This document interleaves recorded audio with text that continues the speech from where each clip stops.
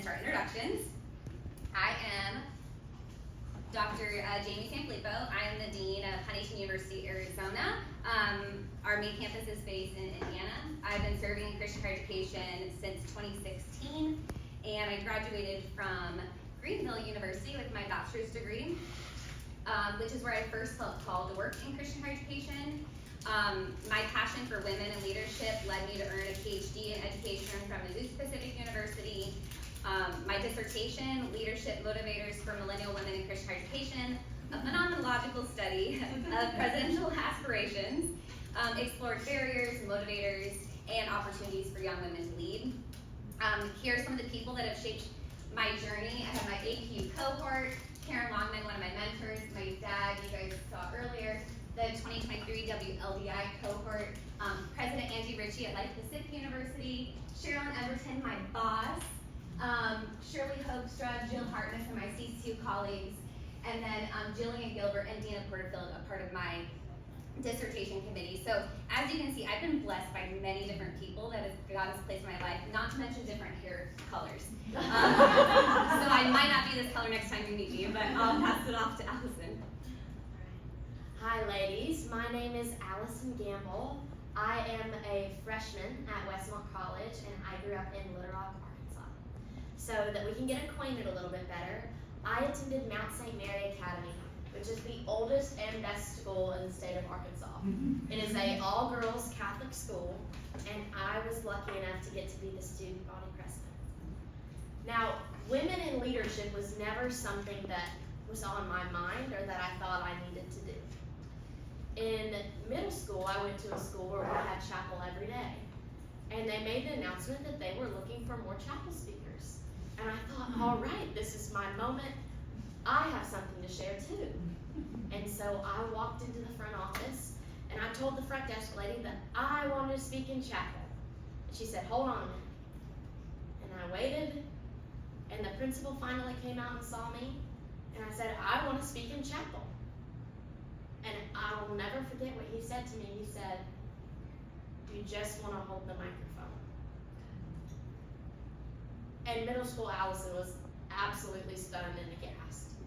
I didn't know what to say, and I felt so defeated. He didn't want to hear what I had to say or what I thought I could contribute. It was just, you just want to hold the microphone. And then I had to go on and watch my male peers in middle school get to present in chapel. And my thought was, I could do that so much better. So, in going to an all-girls Catholic school, I realized that women need to be motivated to push to lead and follow their dreams. So, this was our button theme for the year, all for His glory, living as daughters of the King. And I think that's such an important thing to think about, and that still rests on my heart. And so I have the button on my backpack. As well, I've been blessed to work 2 years at Matt Morris State Farm in Little Rock, where I have an all-male team except for the wonderful Miss Sharon. And there's my boss, Matt. He even came to our opening, senior sunrise, brought all the girls Chick-fil-A breakfast, and to thank him, we made him a big card and a pink MSM hat. I have loved my time at State Farm as our claims handler, personal account representative, and head of marketing and events. Those of you who lived in Arkansas know that March 2023, we had a devastating tornado come to the state, and I'm our claims handler. So that doubled our influx of claims, and I was there to handle them and help everybody. And when I presented this presentation to some friends at school, the boys said, are you man-hating? I said, no, I'm not man-hating. Look at Matt. I have so many wonderful men in my life that have supported me, and my parents have always told me that I can be anything I want to be. So there's no man-hating, it's just empowering women. And so now I am at Westmont College with Irene Neller, who you heard from earlier, and I have the pleasure of serving on the Advancing Women in Leadership Task Force to start the student track. Thank you, Allison. Okay, so now we're going to look at the leadership landscape, and so you got a little preview of it during lunchtime, but there's some encouraging progress. You see that since 1998, we're going from 41 women to 289, but men still hold the majority of leadership roles, and that's a problem. So there is still a lot of work that we need to do. We're gonna break this down even further.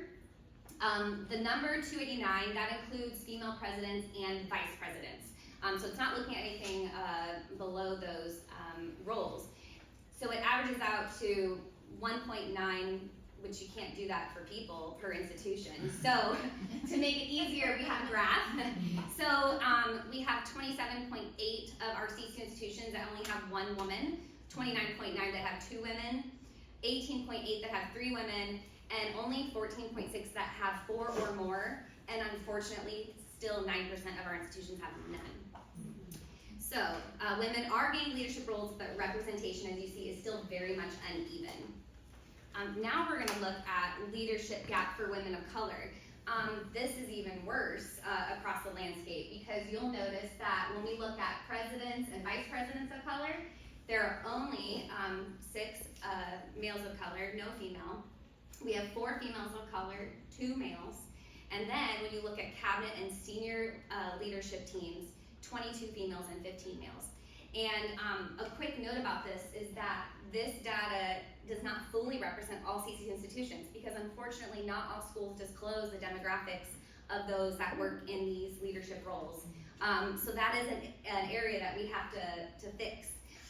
Women of color face additional barriers. Representation matters.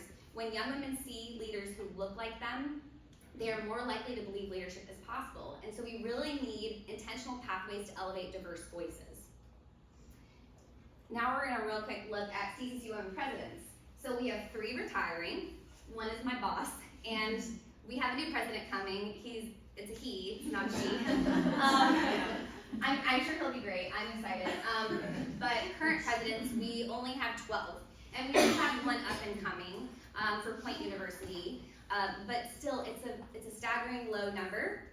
And with only a handful of CC institutions that are led by women, we need intentional efforts to build a strong leadership pipeline for future women presidents. So why does this even matter to you? Well, a few key findings from my dissertation, which I did publish an article on it because no one actually reads a whole dissertation. So if you guys want a copy of it, you're more than welcome to snag one. But just a few key takeaways that I'll share is 1, patience to preparations. Millennials get the stigma that we just expect that we're going to be granted the next leadership role, which is not the case. Young women really are realistic about gaining experience before stepping into leadership. You know, we aren't just waiting for leadership opportunities, we're really actively preparing for them, because that's the only way that we can get where we want to be. The reason I'm a dean is I've advocated for my role ever since I started in 2016. I didn't just wait for that to come to me. The second is relationships matter. Just like it was mentioned in the session before, mentorship and sponsorship significantly accelerate leadership growth and confidence. Strong relationships and mentors can accelerate leadership growth, and investing in mentorship creates more equipped, confident women leaders. The next is faith over fear. This was probably one of my favorite findings of my dissertation. Women in Christian education see leadership as a calling. So that's often overcoming hesitation because of their faith. They just know that God has a plan for them, and they're going to say yes, as you heard earlier. And then the last is representation creates change. Seeing women in leadership really fosters the confidence and aspiration in the next generation. So with that, I'm going to pass it along to Allison to share her personal leadership journey, including the why and what the future looks like. All right. Well, Forbes came out with an article stating 5 reasons more women leaders are needed at the top. The first being that women have exceptional leadership skills.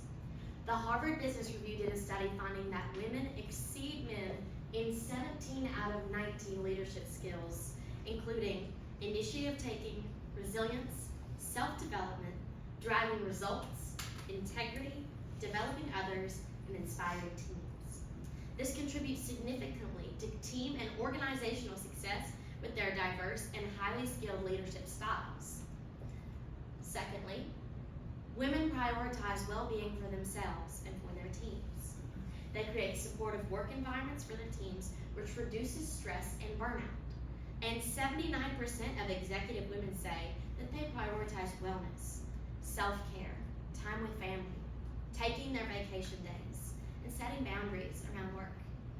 at State Farm, I would always take time off to go to my hair appointments. Everybody knew I was getting my hair cut and colored, and I'd come back, and they really think it looks the same, but they're like, oh, Allison, your hair looks wonderful. And also, I do a hard stop at 5. Unless we have an emergency, I'm out the door. And that allows me to come in the next day excited about what I do and to be able to help others. So thirdly, women value flexible working. Out of all people, they understand the need for remote, flexible hours or different working styles. They're talented at multitasking and understanding the need for adaptability, because many women are mothers or wear many hats and just know how to handle many things at one time. And when you think about who's going to pick up the sick kid from school or take him to their doctor's appointment, who do you think of? The mother. Women are inclusive, and this is simply because we understand what it's like to be othered. We understand what it's like to be treated differently and to be told no just based on our gender or our race or other identities. Furthermore, women forge strong relationships. This is essential to developing good teams. And for example, in group projects, do the men get everyone acquainted and make them friends and work well successfully together? Or is it the woman? Do you find yourself wanting to get to know someone so you can work better with them? It's quite effective. And I find that we typically work better after. And those better workplace relationships enhance team cohesion, trust, and collaboration, which improves our productivity and team dynamics. I do work with a mostly male team at State Farm, and I was our first female intern. And our boss decided to do that because he had been hiring boys from the all-boys Catholic school, and he said, they kind of suck. Let me call the all-girls school and see if they can send me somebody. And I wasn't looking for a job, but I was asked to interview, and he said, will you start on Monday? And I said, okay. And it has been a wonderful experience. And furthermore, getting to work with Miss Sharon at State Farm, she is the glue that holds the office together. It may be an all-male team, plus myself and her, but she is what makes every customer and every employee happy. And I love this article from the American Psychological Association, quite literally entitled, Women Leaders Make Work Better. And this quote just really encapsulates all of it. When more women are empowered to lead, everyone benefits. Decades of studies show women leaders help increase productivity, enhance collaboration, inspire organizational dedication, and improve fairness. And I love the part where it says, everyone benefits, which echoes what Dr. Hogue said at lunch about women just making teams better. And furthermore, in this same article, the American Psychological Association explains how we can advance more women into leadership. And the first step is identifying potential leaders early. Was there someone in your life who said, you have an aptitude to lead? You are good at this. Did they give you opportunities, and do you want to do that for the future? This could be as simple as thinking, what makes a good leader? Not only to identify, but to give these women feedback and to demonstrate their ability to take on greater responsibilities. And this will allow them to develop themselves, excel, and to go as far as their abilities and motivation will take them. And so the practical of this is to push them and to simply point out where they excel. It doesn't take any fancy program to just say, you are really good at this, and I think you could work more here. Once we've identified potential leaders, we should establish sponsorship programs. Sponsoring goes a step further than mentoring. A mentor is really helpful for a sounding board and advice, but a sponsor is there to speak up for you when you're not in the room and to say, she's talented, she's capable, and she can do this. So, had I not had wonderful people in my life at my high school, like Miss Olvey, my English teacher, who was always a sounding board and pushing me for greater things, or Matt at State Farm, who connected me with women leading within State Farm, or Irene Neller at Westmont saying, I want you to join Advanced Women in Leadership and to create a program for students. It's the people who speak up for you when you're not around that make the biggest impact. Furthermore, to support professional development, meetings allowing young women to meet older people that are more experienced and talented, or to simply be able to bring them to advancing women in leadership, to allow them to network and learn from such a diverse array of talented women. It's huge. And lastly, to focus on allyship. It does not have to be a dog-eat-dog world. We are so much stronger together, and wouldn't it be so much better if we can make it easier for the following generations of women to lead and to show their aptitudes? And men can advance women in leadership too. They are just as capable of women to say, she's talented. And that's what I found with my boss at State Farm. He was able to point out where I was talented and to push me there. And if that isn't reason enough, let's look at the ultimate source, the Bible. And Luke 12:48 says, from everyone who has been given much, much will be demanded. And from the one who has been entrusted with much, much more will be asked. We have all been so blessed, especially to be able to sit in this room and have time to talk about the importance of women in leadership in our own lives and for our own development. And how beautiful would it be to follow God's calling and extend that to the next generations and to leave an impact that goes far beyond our own selves. And then Matthew 20:26-28. Instead, whoever wants to become great among you must be your servant, and whoever wants to be first must be your slave, as the Son of Man did not come to be served, but to serve, and to give his life for a ransom for many. I attended Pepperdine's Crossways my junior year of high school, and it was all about servant leadership. And I went into St. Mary's the next year, and I sat down with our principal and vice principal, and I told them how I wanted to lead by being a servant leader and my vision for the next 2 years.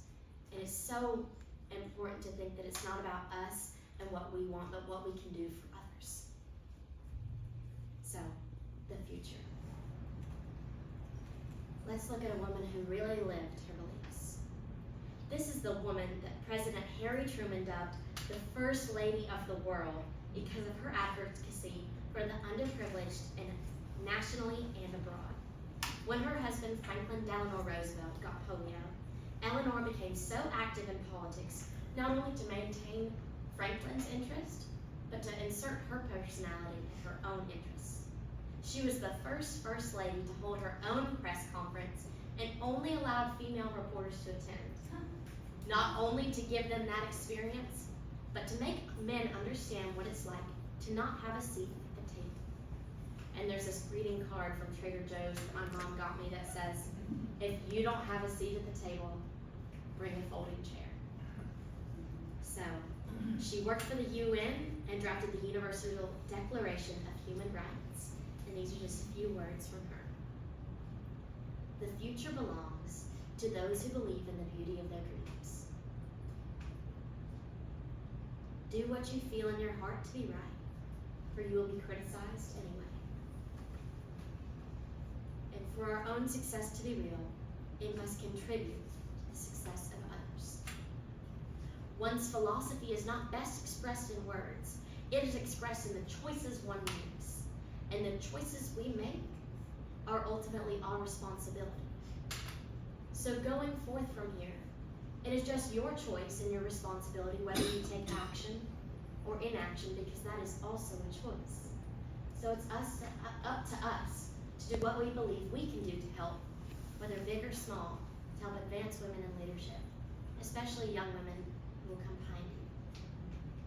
And then my favorite example, Dolly Parton.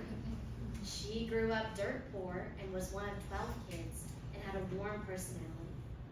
But she uses her wealth and stature for philanthropic causes. Dolly's Imagination Library, scholarships for children, and money to hospitals. She started her Imagination Library to make her father proud because he never learned to read and has distributed over 100 million books to children. And Dolly's reading as a child showed her that the only thing she ever saw growing up was poor people in overalls and broken shoes and ragged clothes. But in my books, I would read about kings and queens, with their velvet clothes and big diamond rings. That's how I knew there was a world outside the Smoky Mountains. Now I know what you're thinking. The Imagination Library, that's not necessarily advancing women in leadership. But you see from Dolly's example, putting books into the hands of children allows them to expand their world so much farther than even their educational system. Because if you can read, you can find a book on anything and expand your knowledge and opportunities from there. And my favorite quote from her, oh, and that's her distributing her 100 millionth book at the Library of Congress and reading to the children. And she believes that her and her husband, who just passed away, that they never had children, so that the children of the world could be her own. So, if God's been good to you, you should be good to other people. That is how we spread the love around. It makes me feel good to do it, and I think it's my duty to. That's from Dolly Parton. And so ultimately, the future is you. You are female leaders. You believe in the mission of women in leadership. So why not pass it down to the people that come behind you? Doesn't it feel good to help others and to do unto others as we would like them for us? So, our call to action. What can we do? Now, for young women, we can seek mentorship and to build our leadership network, like coming to events at KWIL, or even just in our own institutions. We can take on leadership opportunities, even if they feel intimidating, and to believe in our calling, faith over fear. John 15:16 says, "You did not choose me, but I chose you and appointed you, so that you might go and bear fruit, fruit that will last. And so whatever you ask in the name of the Father, he will give you." Thank you, Allison. And for the institutional leaders in the room, create pathways for young women to lead, provide mentorship, leadership training and sponsorship, recognize unique challenges and motivators for women leaders. So we want to hear from you as Allison helps spearhead our first track for student women to be able to be a part of our next AWIL, which you'll find out soon where that is. If you could just scan the QR codes, I promise you it's like you click a few check boxes. It's nothing like too extensive, but we really would just love your feedback on how we can best pour into this track for young student leaders like Allison to be able to thrive in this setting. Your voice really does matter to help shape the future of leadership in Christian education. And then we just have our contact info. So thank you. I know our time is a little short and we have to head back to the last keynote speaker. But thank you so much.